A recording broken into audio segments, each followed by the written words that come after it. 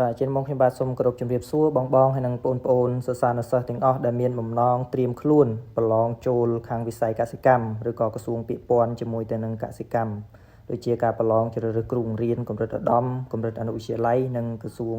កសិកម្មរុក្ខាប្រមាញ់និងនេសាទអញ្ចឹងខ្ញុំនឹងធ្វើការចែករំលែកអំពីកម្រងសំណួរចម្លើយបាទកម្រងសំណួរចម្លើយនេះផងដែរគឺធ្លាប់បានចេញប្រឡងក្រសួងនិងធ្លាប់បានចេញប្រឡងនៅក្នុងការជ្រើសរើសបាទដែលពាក់ព័ន្ធទៅនឹងកសិកម្មអញ្ចឹងសង្ឃឹមថាឯកសារមួយនេះគឺនឹងបានជួយបាទជាឯកសារយោងខ្លះទៅដល់បងប្អូនបាទអ្នកដែលបានត្រៀមខ្លួន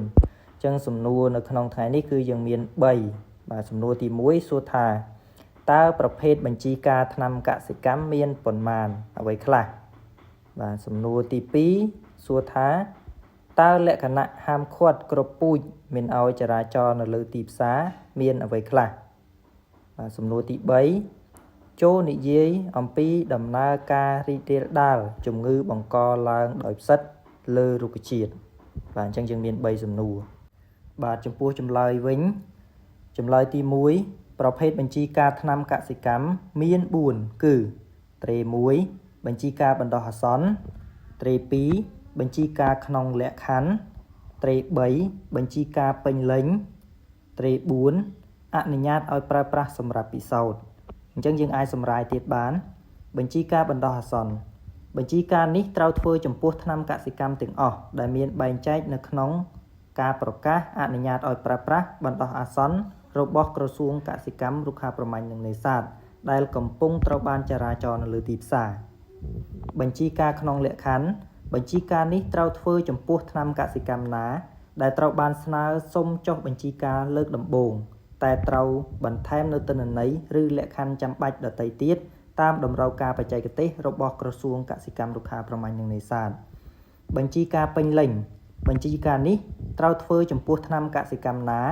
ដែលអ្នកចុះបញ្ជីការបានបំពេញគ្រប់តម្រូវការបច្ចេកទេសរបស់ក្រសួងកសិកម្មរុក្ខាប្រមាញ់និងនេសាទហើយវិញ្ញាបនបត្រចុះបញ្ជីការព្រមទាំងលេខបញ្ជីការនឹងត្រូវចេញដោយក្រសួងកសិកម្មរុក្ខាប្រមាញ់និងនេសាទផ្ទាល់ត្រេទី4អនុញ្ញាតឲ្យប្រើប្រាស់សម្រាប់ពិសោធន៍គឺអនុញ្ញាតដើម្បី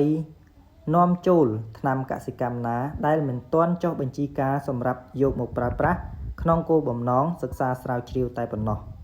បាទអញ្ចឹងនេះគឺជាចម្លើយនៅសំណួរទី1បាទអញ្ចឹងឥឡូវយើងចូលមកដល់សំណួរចម្លើយទី2លក្ខណៈដែលហាមឃាត់គ្រប់ពូជមិនឲ្យចរាចរណ៍នៅលើទីផ្សារមានអ្វីខ្លះ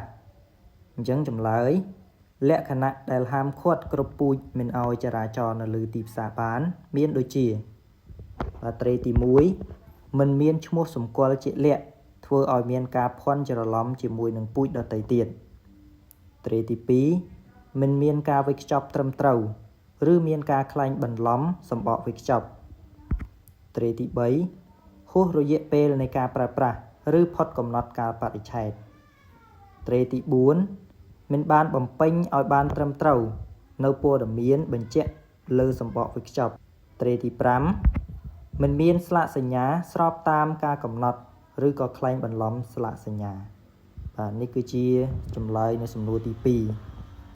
បាទអញ្ចឹងឥឡូវយើងចូលមកដល់សំណួរនិងចម្លើយទី3សំណួរគេសួរថាបាទចូលនិយាយអំពីដំណើររីករាលដាលជំងឺបង្កឡើងដោយផ្សិតលើរុក្ខជាតិអញ្ចឹងយើងអាចឆ្លើយសម្រាយឲ្យគេមកយើងឆ្លើយថាផ្សិតជាភ្នាក់ងារបង្កជំងឺលើរុក្ខជាតិជំងឺបង្កឡើងដោយផ្សិតមានរោគសញ្ញាដូចជាស្នាមអុចនិងស្រពោនជាដើមស្នាមអុចកើតឡើងដោយសារការងាប់កោសិកានៃរុក្ខជាតិភាពស្រពោនអាចបង្កដោយការងាប់ផ្នែកខាងក្នុងនៃដើមដែលបង្អាក់ដោយការស្រូបយកទឹករបស់រុក្ខជាតិកត្តាដែលធ្វើឲ្យមានជំងឺបង្កឡើងដោយផ្សិតលើរុក្ខជាតិមានខ្យល់សត្វល្អិតមនុស្សពន្លឺនិងសីតុណ្ហភាពជំងឺបង្កឡើងដោយផ្សិតជាទូទៅកើតឡើងលើរុក្ខជាតិដែលមានស្នាមរបួសដោយកត្តាផ្សេងៗនៅពេលដែលសីតុណ្ហភាពសមស្របជំងឺនេះចាប់ផ្ដើមរីករាលដាលដោយស្ពរហើយវាយប្រហារទៅលើផ្នែករបួសនៃរុក្ខជាតិនិងធ្វើឲ្យបង្អាក់នៃដំណើរការលូតលាស់របស់រុក្ខជាតិនោះអញ្ចឹងយើងអាចឆ្លើយបែបនេះបាន